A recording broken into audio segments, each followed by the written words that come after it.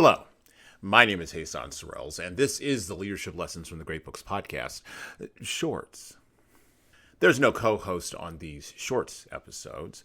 These are now around 6 to 8 minute long observations, ideas, thoughts, or rants about the literature, philosophy, psychology, and even the theology of leadership. Because listening to me talk about leadership for now around 6 to 8 minutes is still better than reading and trying to understand yet another business book.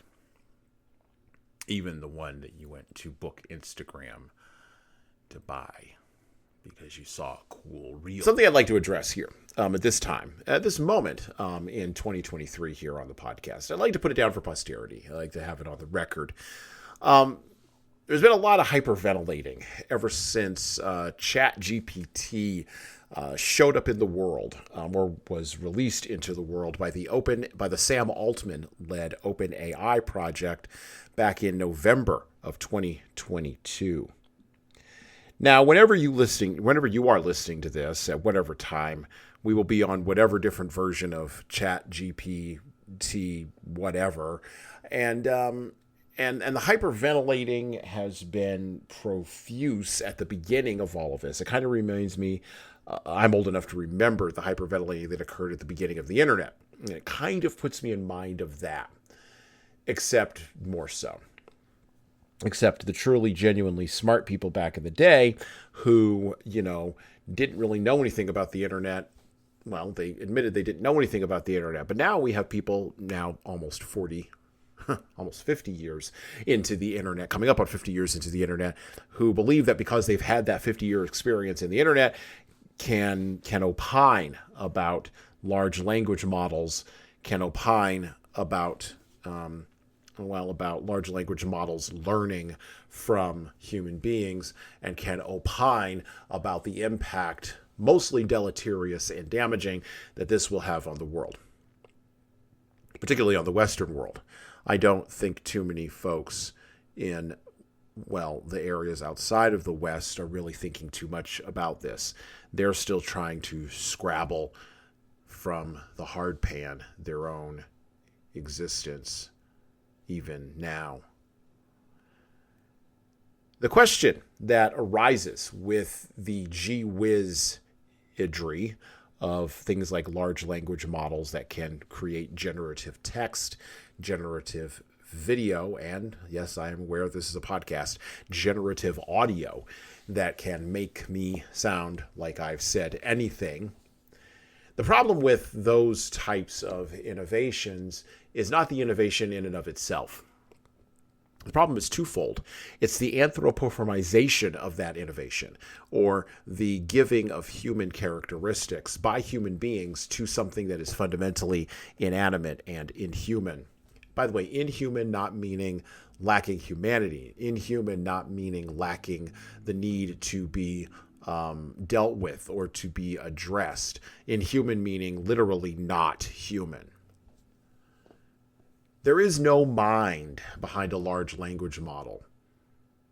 Or, to be even more specific, the only mind that there is behind a large language model, particularly in our time, who knows what there will be in the future, but the only mind in our time that is behind a large language model is a human mind. A human mind that dreams, not of electric sheep, but of real ones. A human mind that has biases. A human mind that is led to love its children and abhor its neighbors. A human mind that is urged to eat, urged to sleep, and urged to make love and connection at a deeper level than the mind that is prompting the large language model can even comprehend. There are challenges and drawbacks to building in a digital world where the hyperventilating over the giving of human characteristics to something that is fundamentally an algorithm at the end of the day is reaching a fever, or is beginning its long upward J curve to the right slide towards a fever pitch. We're going to talk ourselves into something before the technology gets us there, and I don't know what that something is, but I know that it is not something that is real. Now, I'm old enough to remember the movie The Matrix, and so I'm not going to get into a philosophical discussion about what is real and what is not. I'm just going to go with this definition of real. Real is what your sensory inputs tell you is real. Real is not the metaverse. Real is not the fake things of video games. Real is not dressing up in cosplay and hanging out with your friends. That's not real, and we know it. We don't need a lot of fancy philosophical, hoop jumping in order to determine the difference between reality and fantasy. Instead, we merely need the courage to say something is real versus something that is not, and then the courage to defend it when it is attacked. We need to defend the real. And in 2023, when we want to take action, we need to take action to defend the real. That's what leaders do. In defense of that real, R-E-A-L, not R-E-E-L. Don't want you running to Instagram. By the way, that's not real either. R-E-A-L. In defense of the R-E-A-L, in defense of the real, we need to move out of digital spaces and we need to move into physical spaces.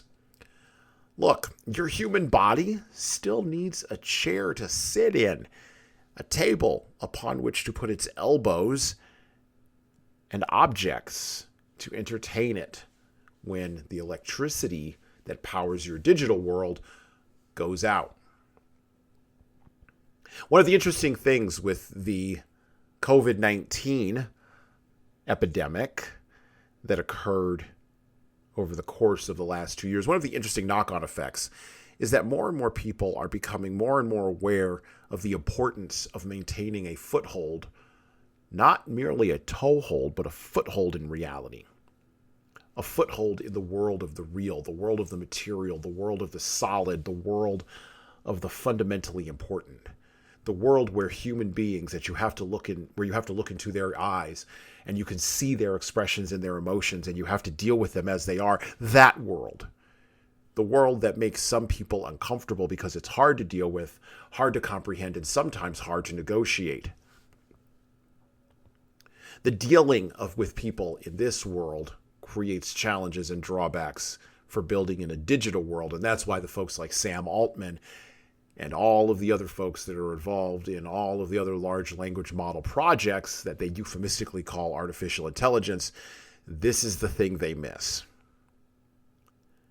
Most leadership still happens human to human, rather than human to simulation or human to machine. The real world still matters in spite of all of the frenzied hyperventilating.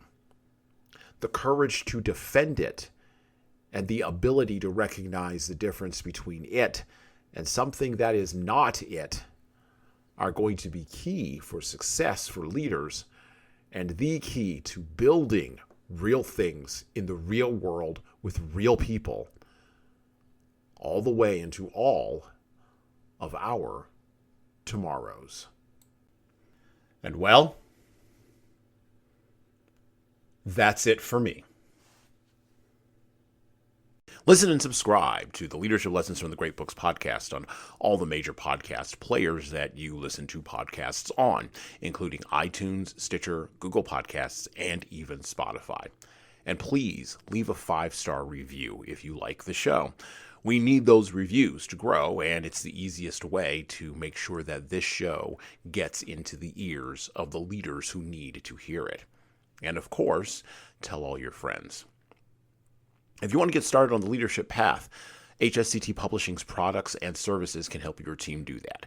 Check out our training webinars, coaching services, and more at leadershiptoolbox.us. We also have a video-based subscription service that's software as a service that can help your team become better at the individual level. 60 modules and over 100 hours of video and written content for you at LeadingKeys.com. That's LeadingKeys.com. We've also got books that will help you and your team grow. Pick up a copy today of My Boss Doesn't Care, 100 Essays on Disrupting Your Workplace by Disrupting Your Boss, and subscribe to the Little Red podcast I launched earlier this year with the same name as that Little Red book. My most recent book is 12 Rules for Leaders, the Foundation of Intentional Leadership. Co-written with contributions from Bradley Madigan, this is the book for right now that was written for leaders right now. Pick up a copy by heading over to 12rulesleadersbook.com/now. That's 12rulesleadersbook.com/now. You pay for shipping, and you'll get a copy of my second book as well. Finally, you can get all these books in paperback, hardcover, or as ebooks on Amazon, Barnes & Noble, Kobo, and any other place online you order books. Finally, HSCT Publishing is on YouTube. Like and subscribe to the video version of the Leadership Lessons for the Great Books podcast on the HSCT Publishing channel on YouTube. Just search for HSCT Publishing and hit the subscribe button. You'll get our weekly video updates, which is the video version of this podcast. And, of course, you're going to want to subscribe to my other podcast. That's right, I do more than one. The Hassan Sorrells Presents audio experience, where I talk more casually with a broader range of people about all matters that matter in the world today, from arts all the way to analytics. All right, that's it for me.